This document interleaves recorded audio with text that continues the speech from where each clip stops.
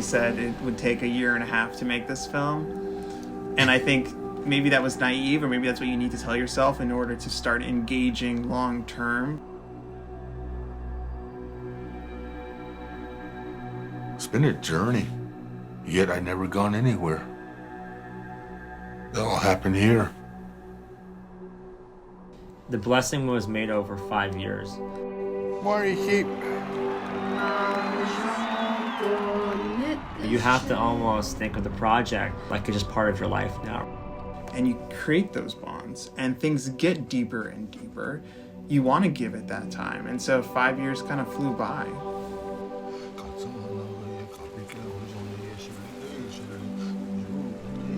Lawrence famously coins where he lives, where the highway ends and the Wild West begins.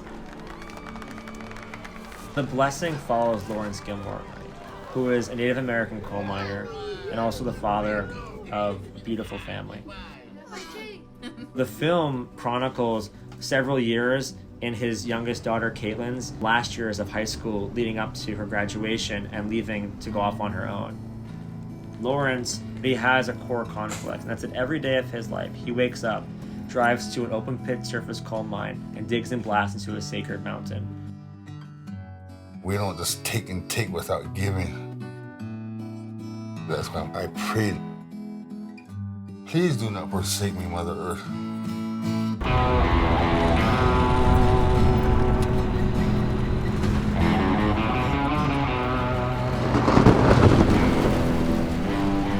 We knew that there was a story about a coal mine closing.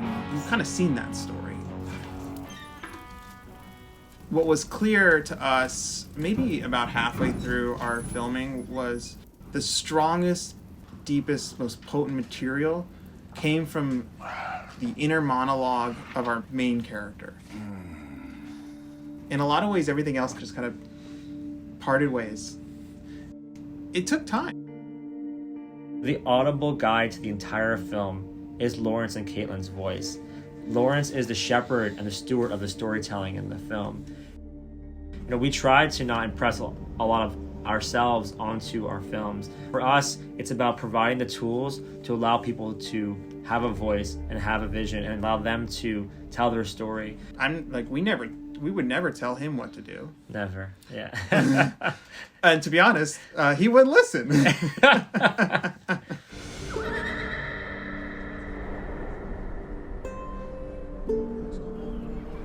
There were things that he wanted the camera to capture, but they couldn't be shown to the world in certain ways. Thank you, horses. Thank you for praying with me, horses. Thank you for being with me, horses. We made sure to honor and respect things that were very important to him, not using any of his spiritual ceremonies, practices, or songs in their entirety. It was important to us that we gut-checked that. We had a lot of tremendous help from the IAIA Museum of Contemporary Native Arts, from the Smithsonian National Museum of the American Indian. We did everything we possibly can to ensure an appropriate and thoughtful representation of Navajo tradition, of Navajo ceremony, and protect what is sacred.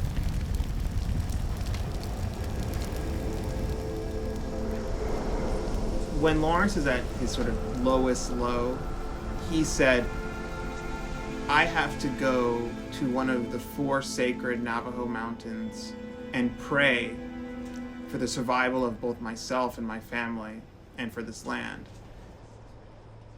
No more letting it off. No more brushing it aside. No more ignoring it. The time is of the essence now.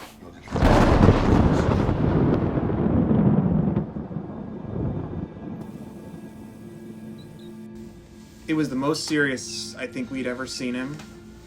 It was the most challenging moment of our entire filmmaking process. Bare his heart to his creator. It's hard as a filmmaker because you want to console someone who's in pain, also not tread on his space for what he needs to do.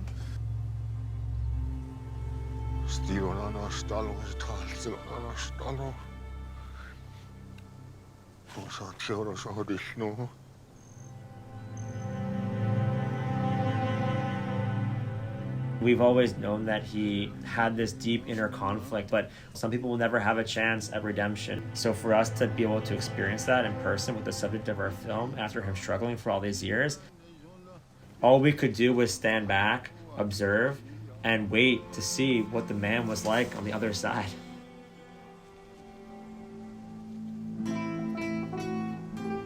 And my family, my kids, I hope they never lose focus on what's important.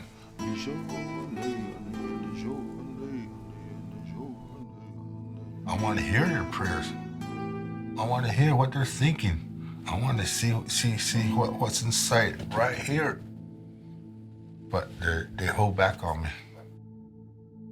How do you honor the people that are trusting you to bring forth their story? The subjects who have gifted you with their story, right? Who've trusted in you the years of their lives. Lawrence's daughter, she actually came to us and said, look, I want to figure out a way to, speak up about who I want to be in the future. Ever since I was a kid, I was always shy around him.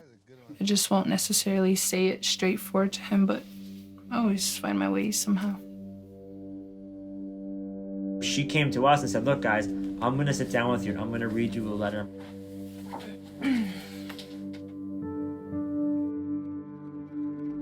I have everyone on my mind and I never speak of it.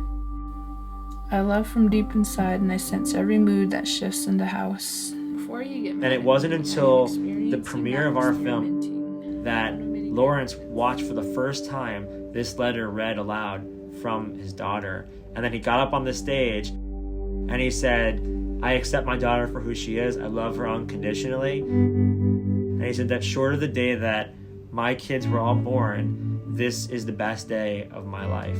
And to do something like that, it changes your life forever, nothing can be the same after that. How can you think about your experience with other people and how you craft storytelling and the type of filmmaker you want to be and the type of person you want to be? Nothing is the same once you've had a moment like that. And I think that makes you want to do it for the rest of your life. Ready? Get over here. I got to hold it right here. Hold it right here.